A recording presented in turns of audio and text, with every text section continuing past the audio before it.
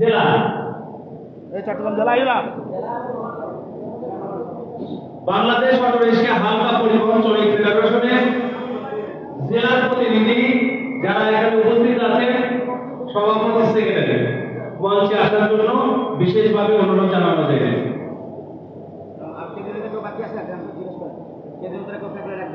কেন্দ্রীয় নেতৃবৃন্দ, Bangladesh auto rickshaw হালকা পরিবহন শ্রমিক ফেডারেশনের কেন্দ্রীয় নেতৃবৃন্দ, আপনারা বাইরে ঘোরাফেরা না করে মঞ্চে আসার জন্য